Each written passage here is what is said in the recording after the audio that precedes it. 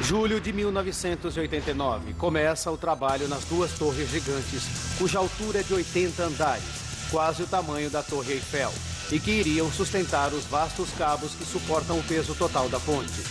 Mas elas não teriam apenas que sustentar os enormes cabos, precisariam também aguentar uma das forças mais terríveis da natureza. O Japão está encravado no meio de uma zona altamente propensa a terremotos.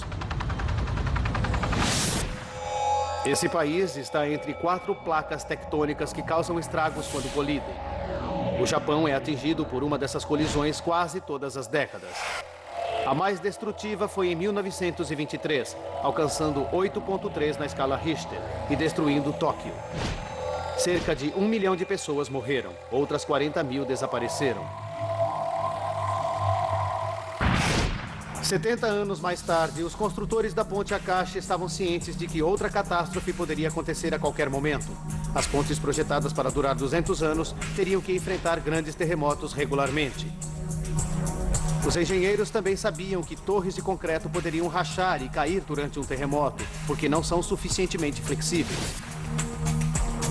Seu plano era construir as torres de Akashi em aço, um material que eles achavam que aguentaria o choque de um tremor de 8,5 na escala Richter. Mas o aço fez o orçamento subir para 4 bilhões de dólares. O suficiente para comprar o time do New York Yankees 5 vezes. Cada torre foi feita de seções de 90 a 160 toneladas, uma em cima da outra, como blocos de montar gigantes. E cada seção tinha que estar perfeitamente plana. Qualquer irregularidade seria amplificada à medida que a torre fosse ficando mais alta. Se uma das torres tivesse uma irregularidade maior que a largura de um polegar, quando ela atingisse o topo, cairia inteira. As torres foram construídas bloco a bloco, alcançando 300 metros acima do nível do mar. A construção das torres requereu absoluta precisão. E a exatidão era importantíssima, sendo que somente uma inclinação vertical de 2,5 centímetros seria permitida.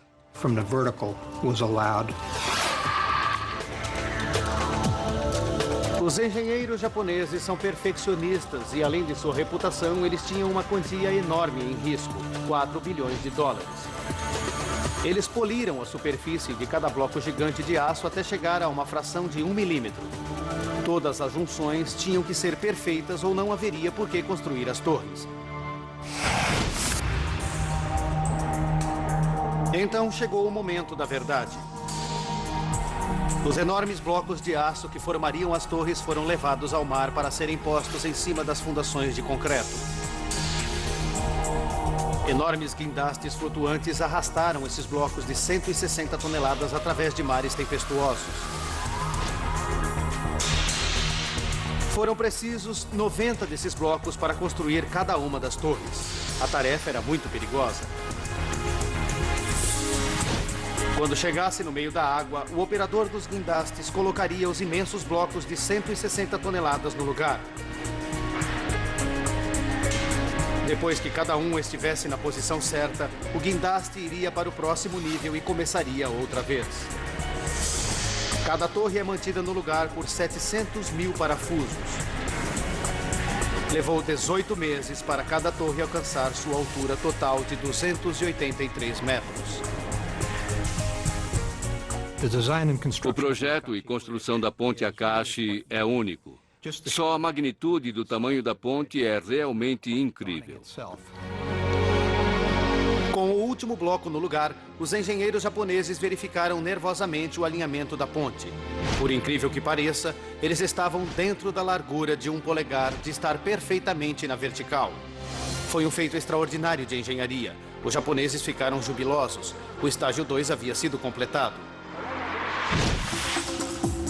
As torres de aço de 2.283 metros eram fortes o suficiente para sustentar os imensos cabos e a via expressa.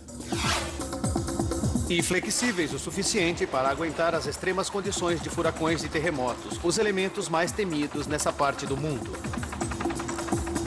Mas como se testa isso? Simples. É só pedir para que vários homens se movimentem em cima das torres. Por incrível que pareça, as torres foram desenhadas para se mover de um lado a outro. Foi essa flexibilidade que ajudou a ponte a aguentar os elementos. Mas o teste de verdade seria quando uma tragédia acontecesse.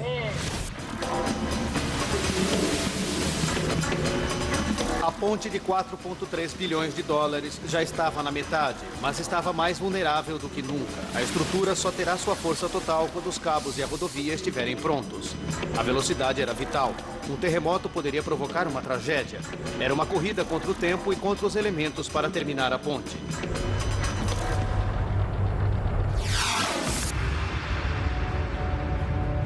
Em novembro de 93, os engenheiros começaram a tarefa mais crítica do projeto. Construir o imenso cabo principal de mais de 1 metro de espessura que suportaria quase que o peso inteiro da ponte. 160 mil toneladas, 3 vezes o peso do Titanic. Os cabos principais de suspensão são o coração e a alma da carga, suportando a ponte em si, assim como os veículos particulares e públicos. 300 mil quilômetros de cabos são necessários. Isso é o suficiente para dar a volta no planeta mais de 7 vezes. Cada um dos 2 cabos principais é feito de 37 mil fios de aço. O peso de cabos tão grossos é um dos elementos que limitam a extensão da ponte suspensa. Quanto mais longa ela for, mais pesada ela fica, até ceder sob seu próprio peso.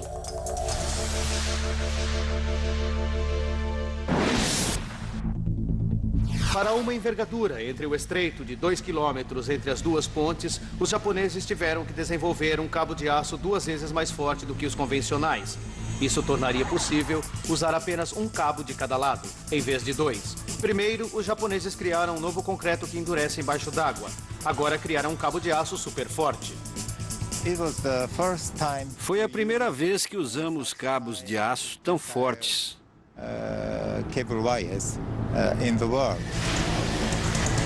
Esse cabo super forte só é feito no Japão. Eles mudaram a composição do aço adicionando ligas de silicone e criaram um cabo super forte. Um cabo de 5 milímetros é capaz de sustentar 3 carros comuns, mas é preciso 37 mil deles para sustentar uma ponte. Foi a primeira vez que cabos como estes foram construídos. Nunca tinha sido feito em uma escala tão grande antes. Primeiro, 127 fios de 5 milímetros são unidos formando um único fio. Cada cabo é feito com 290 desses fios, 37 mil ao todo. O cabo terminado tem mais de 4 quilômetros de extensão. Mas construir o cabo não foi seu maior desafio. Agora, os japoneses tinham que ligar o grande cabo por cima das torres e cruzando o canal movimentado por causa do tráfego de barcos, um espaço de mais de 4 quilômetros. Antes disso, eles tiveram que passar a corda guiada por cima do estreito de Akashi, e só então eles puderam começar a puxar os fios do cabo de um lado a outro. Mas os construtores da ponte não podiam fechar o tráfego do canal. Eles foram forçados a usar uma rota mais perigosa, pelo ar. Dia 10 de novembro de 1993. Ainda de manhã, um vento leve. As condições são perfeitas. Um helicóptero se prepara para levantar voo com uma corda Kevlar super forte e guiá-la de uma torre à outra. É como costurar com um helicóptero. Será preciso um piloto muito habilidoso para fazer esse serviço. É uma missão de alta precisão e não há espaço para manobrar. O piloto deverá levar a corda quase 2 quilômetros de uma torre à outra, acima das águas hostis do Estreito de Akashi.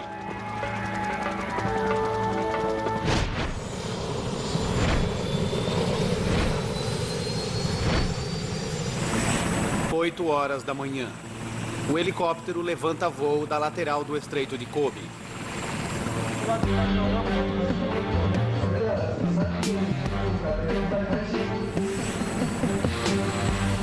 Todos observam enquanto ele ganha altura e chega a 290 metros do chão.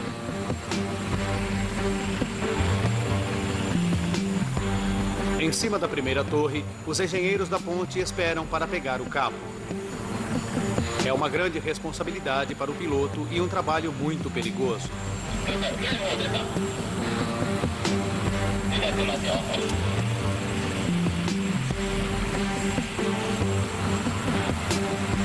Depois de pegarem o cabo, o piloto terá que planar enquanto o fixam. Leva 10 minutos agonizantes para ligar o cabo à primeira torre.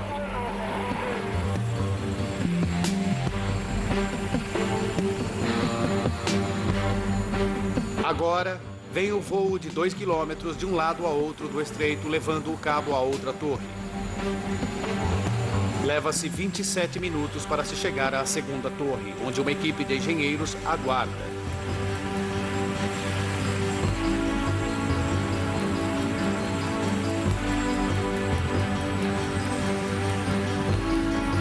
Felizmente, o cabo é fixado mais uma vez, sem problemas.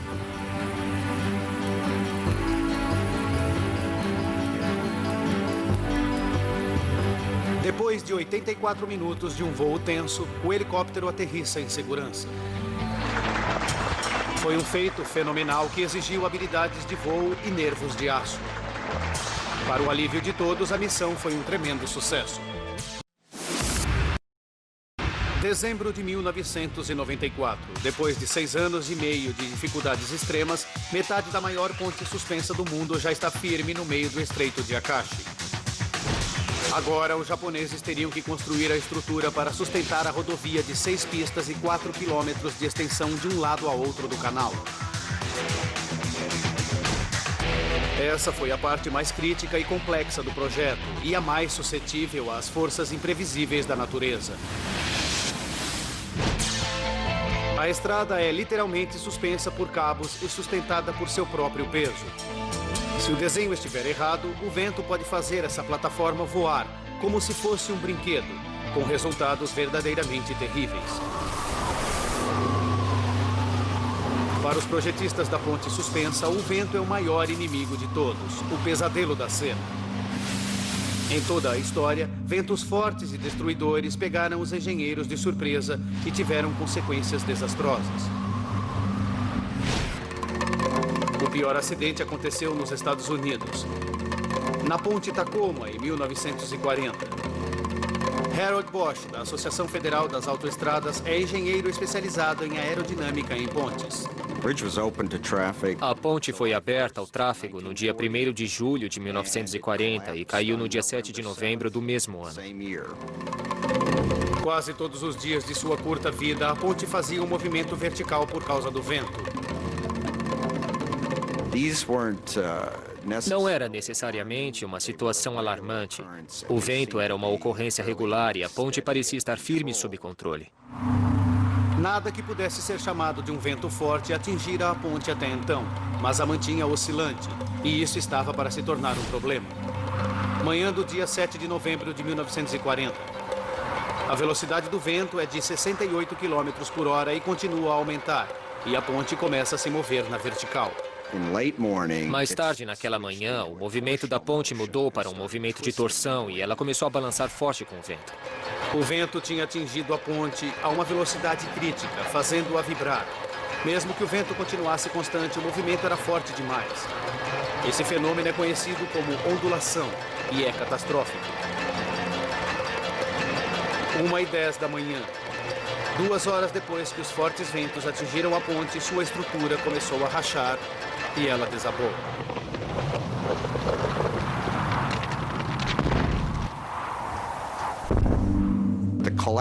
O desabamento da ponte de Tacoma foi como um marco, porque trouxe à tona um fato que os engenheiros precisam levar muito a sério.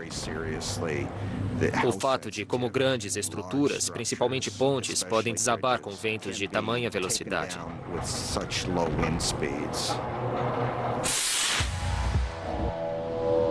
No Japão, os projetistas da ponte Akashi Kaikyo não deixarão que ela tenha esse mesmo destino.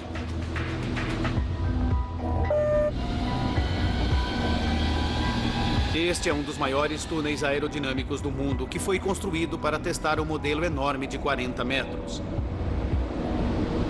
A ponte de Akashi é 2 vezes o tamanho da ponte de Tacoma e terá que suportar ventos muito mais poderosos dos que os que destruíram a ponte de Tacoma.